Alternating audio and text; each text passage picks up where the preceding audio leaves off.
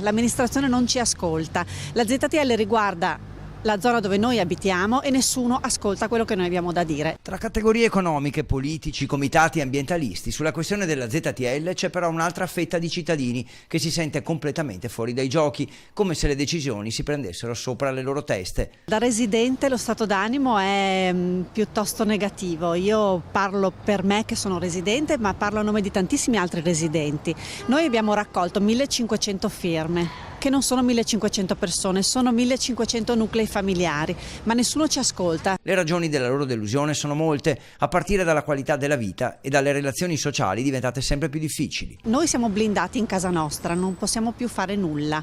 Io l'ho già detto tante volte, non possiamo far venire nessuno, ospitare nessuno, gli anziani non possono farsi venire a prendere, se stanno male non c'è nessuno dei familiari che può entrare perché non hanno il permesso, i nostri ragazzi non sono liberi di uscire in sicurezza la sera perché non possono essere riaccompagnati a casa dai loro amici, fidanzati e quant'altro. Non mancano i suggerimenti per soluzioni che non danneggino chi in centro ci vive giorno e notte. Bisogna prima fare i parcheggi, poi dare le multe, poi casomai pensare a qualcos'altro, ma chiudere noi dentro al centro non ha nessun senso perché in centro oramai non c'è più nessuno, è deserto, il centro vive a luglio e agosto quando ci sono i tavolini fuori in piazza, però se lei va in giro adesso non c'è nessuno, noi abbiamo paura di girare per le nostre vie del centro la sera. Critiche anche sulle modifiche agli orari, sulla possibile zona rossa, su nuovi varchi per controllare meglio gli accessi al centro. Giusto anche combattere l'inquinamento, dicono i residenti, ma non blindando nelle proprie abitazioni padovani del centro, col pericolo che molti facciano rotta sui comuni della cintura urbana per fare una passeggiata tra locali e negozi.